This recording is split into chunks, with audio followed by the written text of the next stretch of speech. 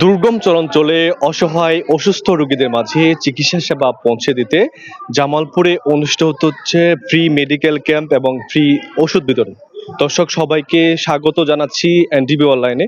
যুক্ত হয়েছি জামালপুরের দুর্গম চরাঞ্চল মেলান্দহ মাদারগঞ্জ উপজেলার সীমান্তবর্তী এলাকা এবং আমার পেছনে দেখতে পাচ্ছেন এখানে ফ্রি মেডিকেল ক্যাম্প এবং ওষুধ বিতরণের একটি কার্যক্রম অনুষ্ঠিত হচ্ছে।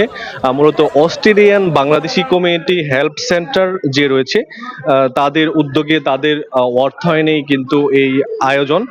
দেখতে পাচ্ছেন আয়োজনটি মূলত আজ সকাল থেকে শুরু হয়েছে, যেটি ইসলামপুর উপজেলার কাজলা খলিলুর রহমান উচ্চ বিদ্যালয় থেকে। এখানে কিশোরগঞ্জের শহীদ সৈয়দ নজরুল ইসলাম মেডিকেল কলেজ হাসপাতাল কলেজের 15 জন চিকিৎসক তারা কিন্তু এখানে এসে বিভিন্ন রোগের চিকিৎসা দিচ্ছেন, বিশেষ করে মেডিসিন, অর্থোপেডিক, শিশু, গাইনি সহ নানান রোগের চিকিৎসা কিন্তু তারা দিচ্ছেন। শুধু চিকিৎসা নয়, চিকিৎসার পাশাপাশি এবং রোগী যারা আছে তাদের বিনামূল্যে ওষুধও কিন্তু দেওয়া হচ্ছে। পাশাপাশি অনেকের ডায়াবেটিস পরীক্ষা, প্রেশার মাপা, ওজন মাপা এবং অনেকের রক্তের গ্রুপও নির্ণয় করা হচ্ছে।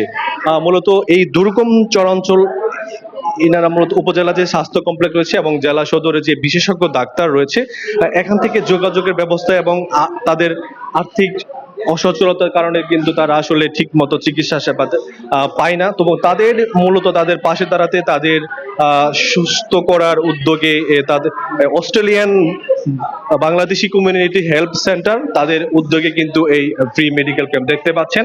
এই মেডিকেল ক্যাম্পটি সেবা নিতে সকাল থেকে অত্র এলাকার এবং পার্শ্ববর্তী বিভিন্ন ইউনিয়ন এবং অনেকে নৌপথে সহ বিভিন্ন দুর্গম চরাঞ্চল থেকে এসে কিন্তু তারা এই চিকিৎসা নিচ্ছেন এখানে। তো আমি এখন কথা বলবো আজকের এই আয়োজনে যিনি জামালপুরের যিনি উদ্যোক্তা সরকার জাকিরুল ইসলামের সাথে, যার কাছ থেকে জানার চেষ্টা করব আজকের এই জানেন যে কি উদ্যোগ থেকে আপনাদের এই মেডিকেল ক্যাম্প সেবাটা নিয়ে এবং এতে কি কি সেবা দেওয়া হচ্ছে। এটা মূলত মেন উদ্যোগটা হলো যে এটা প্রত্যন্ত চর এলাকা, যমুনা নদী, এই জায়গায় থেকে একটা রোগী কোনোভাবে সরকারি হসপিটালে যে সেবা নিতে পারে না, কারণ সরকারি হসপিটালের সেবা একটার মধ্যে শেষ হয়ে যায়। কারণ এনারা ট্রলারে পার হয়ে ওই জায়গায় যেতে যেতে 12টা বেজে যায়, তারপরে তাদের আর সিরিয়াল দেওয়া হয় না। সে কারণেই আমরা চিন্তা করে অস্ট্রেলিয়া বাংলাদেশ কমিউনিটি হেল্পের উদ্যোগে অর্থায়নে আমরা এই মেডিকেল টিমটা আয়োজন করেছি। মূলত এই রোগীদেরকে আমরা মেডিকেল এমবিবিএস ডাক্তারদের সেবা দেওয়ার জন্য চিকিৎসা দেওয়া হচ্ছে। এখানে আপনার মেডিসিন, অর্থোপেডিক, গাইনি, শিশু, চর্ম এবং সার্জারি এবং নাক কান গলা ডাক্তার। ভবিষ্যতে আপনাদের আরো বড় থাকবে কিনা, নাকি আজকে শেষ? না, আমরা যাদেরকে আমরা ফ্রি ওষুধ দিচ্ছি এবং যাদেরকে আমরা দেখতেছি তাদের মোবাইল নাম্বারগুলো আমরা এন্ট্রি করে রাখতেছি। আমরা 1 মাস পরে তাদেরকে ফোনে যোগাযোগ করে আবার ফলো আপ দিব। পাশাপাশি এদেরকে আমরা আবারও এদের এই মেডিকেল যারা আমাদের আজকে সেবা নিচ্ছে তাদেরকে আমরা আবারও সেবা দেবো ইনশাআল্লাহ। শুনছিলেন আজকের এই স্বেচ্ছাসেবক যিনি সরকার জাকিরুল ইসলামের সাথে, তিনি যেটা বললেন আজকে যারা চিকিৎসা নিচ্ছেন তাদের ফোন নাম্বার রেখে দেওয়া হচ্ছে। ক্লিয়ার আসতেছে? তো আমি এখন কথা বলবো আজকের এই যে ফ্রি মেডিকেল ক্যাম্প এবং ওষুধ বিতরণে যে এসেছেন শুধু কিশোরগঞ্জ শহীদ সৈয়দ নজরুল ইসলাম মেডিকেল কলেজ হাসপাতাল থেকে যারা আছে তাদের সাথে কথা বলে জানতে চেষ্টা করব যে আপনারা সেই শুধু কিশোরগঞ্জ থেকে এসেছেন, অত্যন্ত গ্রাম অঞ্চলে, এখানে এসে তাদের কোন কোন রোগীগুলা বেশি পাচ্ছেন এবং কি থেকে আপনাদের এই আশা, কেমন লাগছে এবং সেবা দিয়ে? আসলে অ্যাজ এ ডক্টর চিকিৎসা সেবা দেওয়ার থেকে আনন্দিত কর্মকাণ্ড আর কিছুই হতে পারে না। আমরা এখানে এসে অনেক বেশি আনন্দিত যে আমরা এই সুবিধা বঞ্চিত রোগীদের আমরা চিকিৎসা সেবা দিয়ে তাদেরকে একটু হইলেও হেল্প করতে পারতেছি।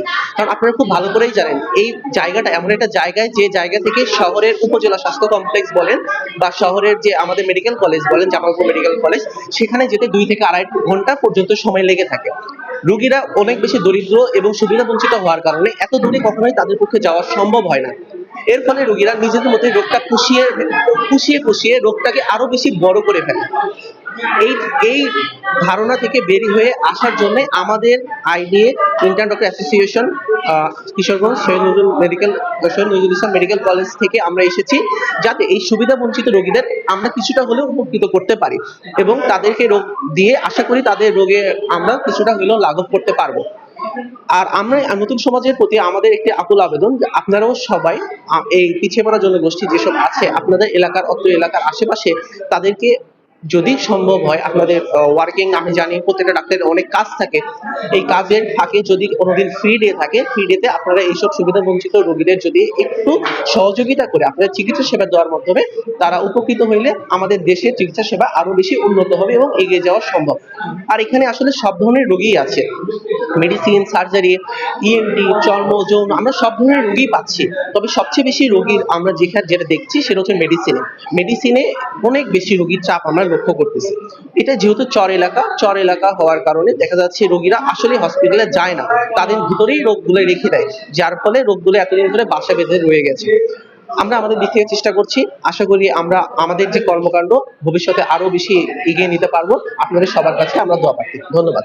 জি, আপনার কাছে যদি জানতে চাই, এই যে কোন ধরনের রোগীটা বেশি পাচ্ছেন এবং প্রত্যন্ত গ্রাম অঞ্চলে যারা স্বাস্থ্য সচেতন হতে কি ধরনের পরামর্শ দেন?